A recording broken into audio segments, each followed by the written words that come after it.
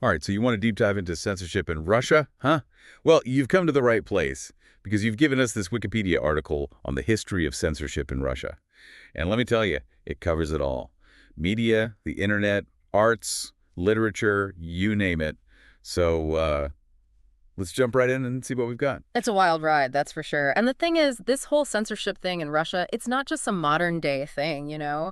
We're talking about this long, tangled history weaving through different rulers, different eras. It's like it's woven into the fabric of their society. Yeah, for real. And this Wikipedia article, it doesn't waste any time getting to the heart of it. I mean, right off the bat, it hits us with this, well, this almost unbelievable contradiction, right? It says here, plain as day, that Russia's constitution, their big, important legal document, it explicitly forbids censorship. And yet, you keep reading, and bam, you're slammed with all these instances of censorship.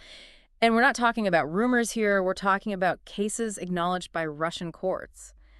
It makes you wonder about this gap, right? The gap between what's written down and what actually happens in Russia. It's like, I don't know, putting up a sign that says no speed limit and then handing out speeding tickets left and right. Exactly. It's all about control, even if it means bending the rules to get it.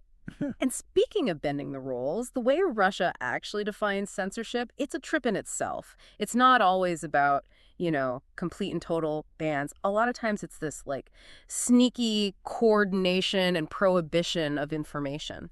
Okay, so break that down for me. What does that look like in the real world? All right, so picture this. Russian media outlets, right? They're required by law to coordinate their message before they can broadcast anything. In fact, the article actually quotes the Russian legislation directly. Coordinate. That sounds an awful lot like having someone peering over your shoulder before you hit publish, making sure everything fits their narrative. You hit the nail on the head.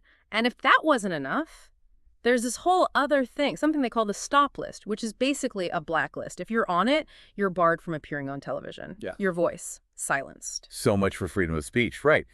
But it hasn't always been this intense, right? How has all this censorship actually changed over time?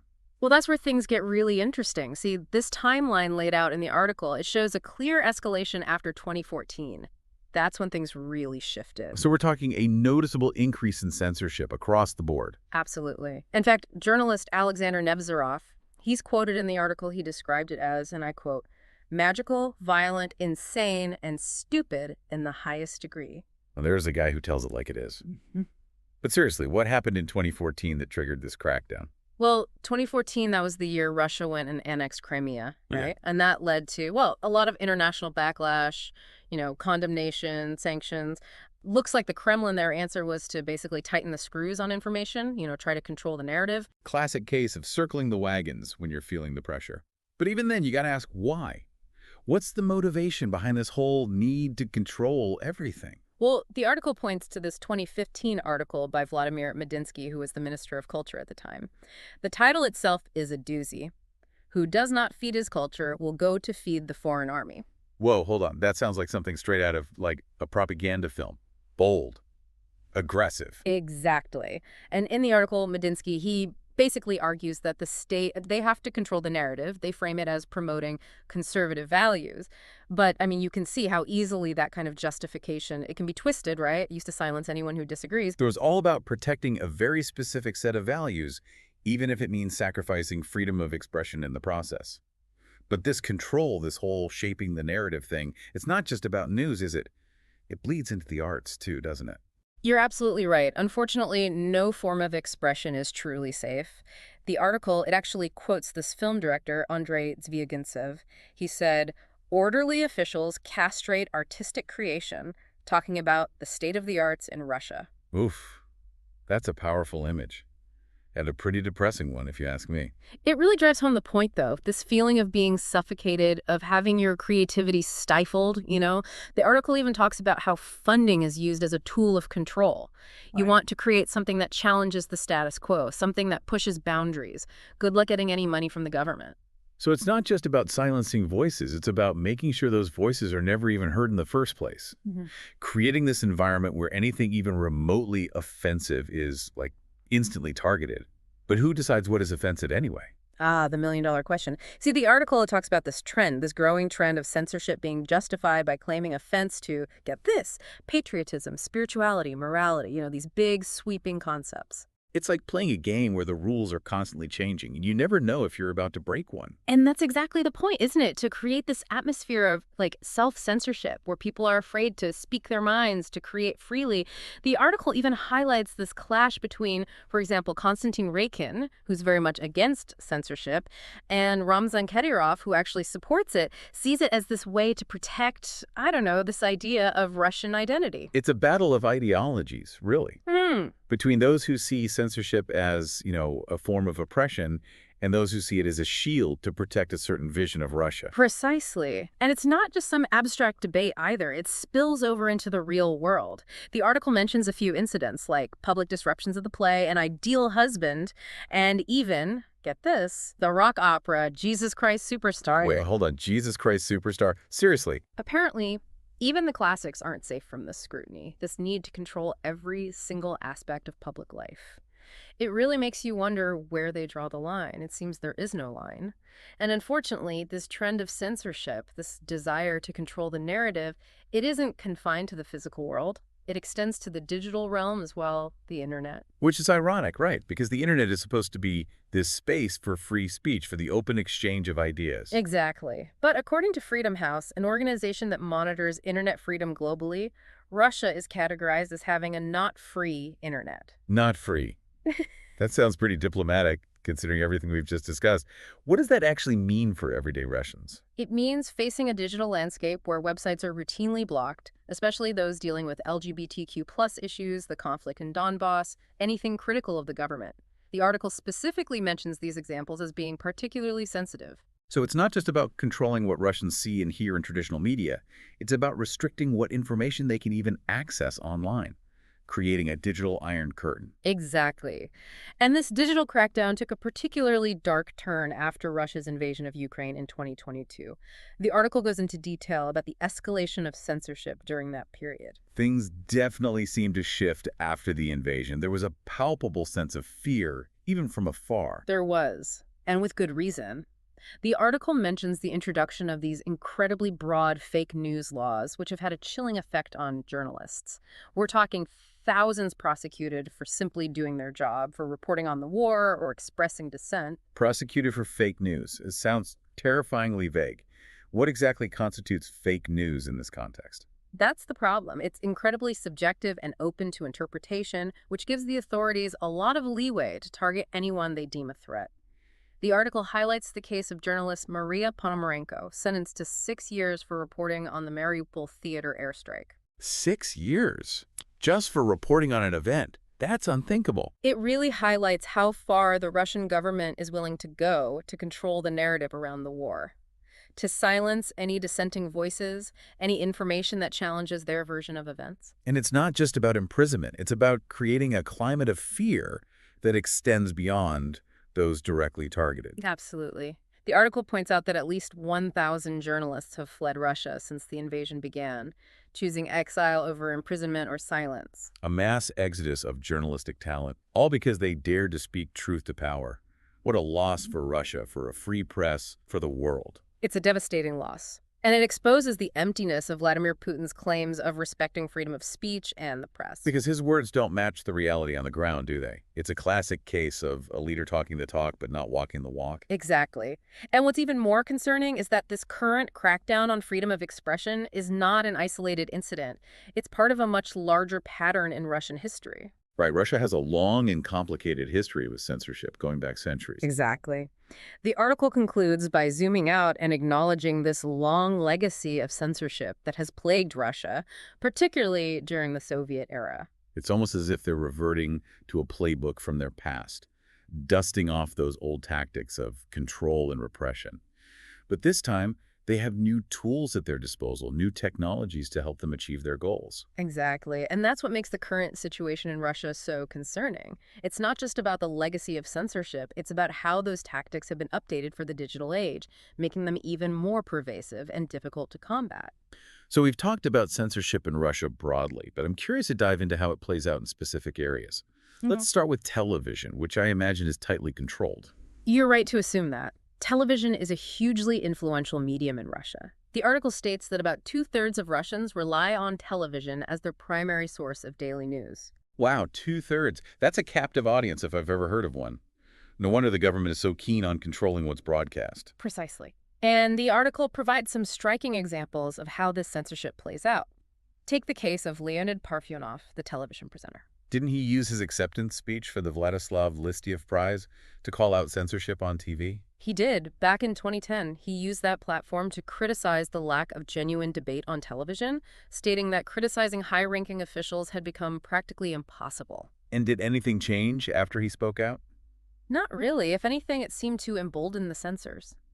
A few years later, in 2013, we had the case of Alexander Orlov, the deputy editor of Rossiya 24, a state-owned news channel. He publicly claimed he was fired for supporting opposition leader Alexei Navalny on social media. So even expressing your personal political views online can have professional consequences. Talk about a chilling effect. Exactly. It's a way of reminding people that their lives, both public and private, are under scrutiny, that stepping out of line, even in your personal life, can have serious repercussions. It's a way of stifling dissent before it even has a chance to take root. But it's not just journalists and TV personalities who are feeling the pressure, right? What about filmmakers? Filmmakers haven't escaped the scrutiny either.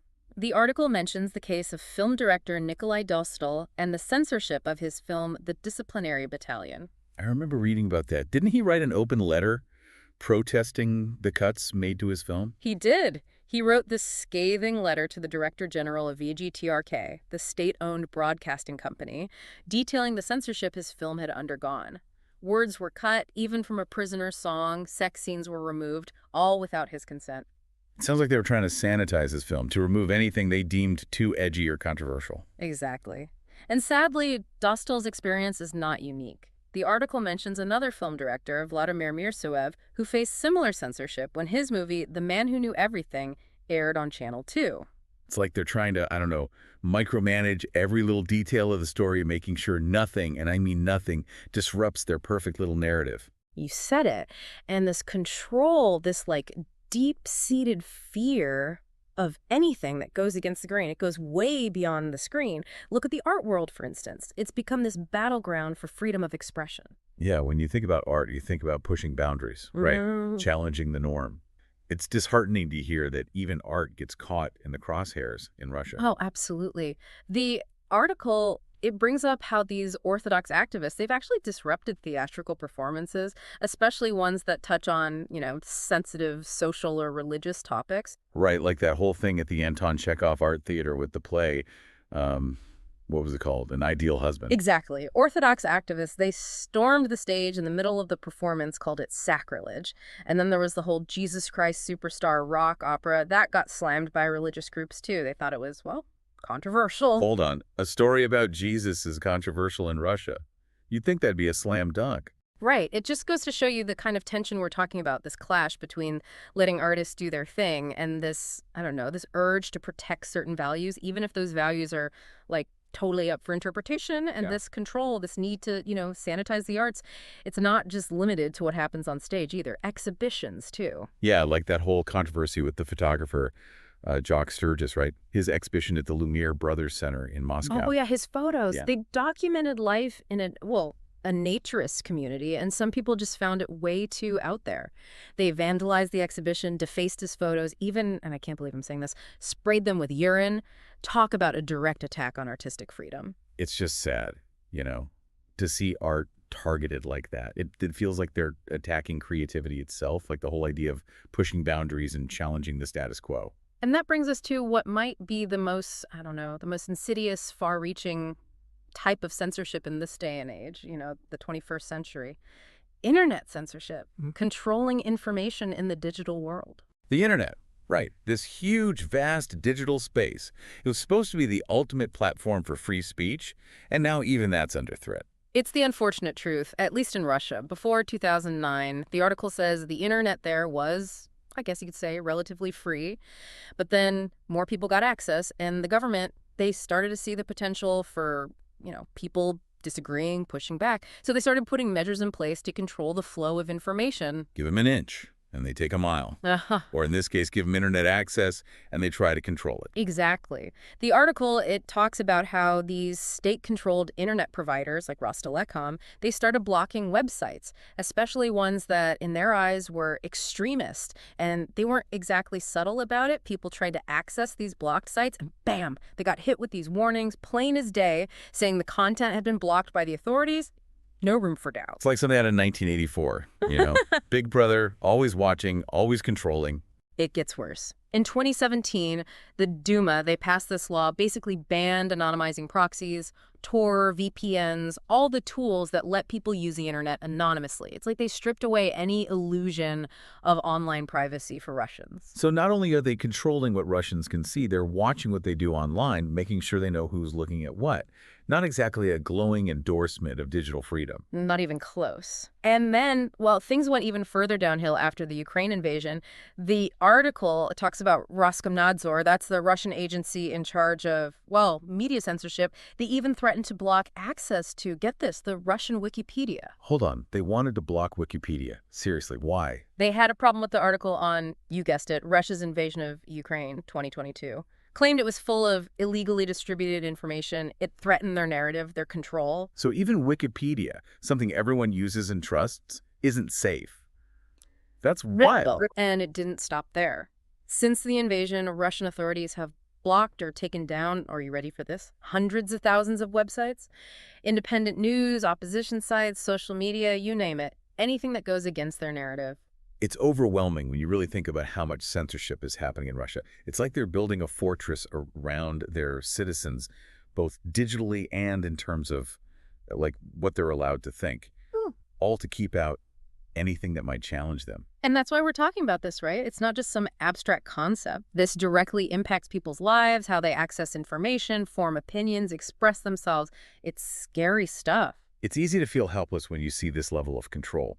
Is there anything people can even do to push back? That's the million-dollar question, right? Yeah. The situation's bleak, no doubt, but there are people and organizations both inside and outside Russia who are fighting like hell to protect freedom of expression. And they're doing it at great personal risk. Intimidation, harassment, even imprisonment. They face it all. The article mentions Dmitry Muratov, the editor of Novaya Gazeta. He won the Nobel Peace Prize in 2021 for, well, defending freedom of expression in Russia. Talk about courage. He's an inspiration, that's for sure. And he's not the only one.